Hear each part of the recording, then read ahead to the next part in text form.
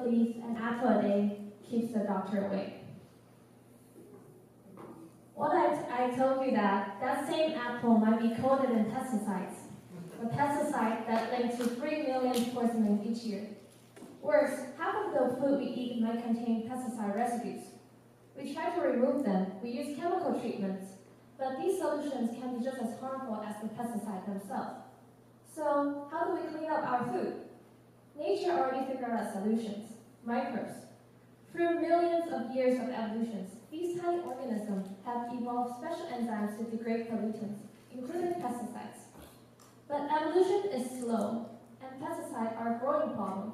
So how can we speed it up and learn from this process to help create eco-friendly bacteria to clean our food? Here's where my research comes in. I studied a man-made pesticide called pyroxene, which can be broken down by soil bacteria using a series of enzymes. To find out how these enzymes evolve, we use directed evolutions, a technique that mimics evolution in the lab, which create different enzymes at the different evolutionary stages, from weak to strong, which make her slow to fast at detoxifying the pesticide. I then insert these enzyme mutants into E. coli using synthetic biology tool, and E. coli is a model bacteria. Here's the catch. E. coli can only eat pyroxenes as nutrients to grow to survive. By tracking their growth and how much enzymes that they produce, I can watch how enzyme evolutions affects their survival, which uncover the nature's secrets of engineering the best enzyme to help clean our food. What I found was surprising. Even when we started off with weak enzymes, not only did they survive, but they thrive happily. How?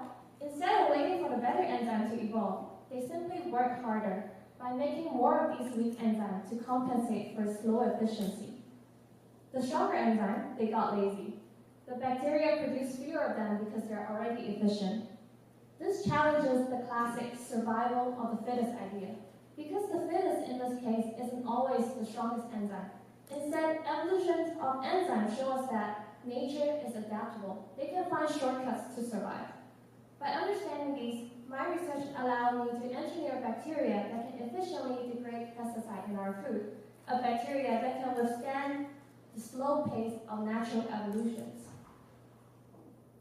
And with that, no more harmful chemicals, and instead we can let nature to clean up nature safely, sustainably, and efficiently. And maybe, just maybe, an apple a day will finally keep the doctor away.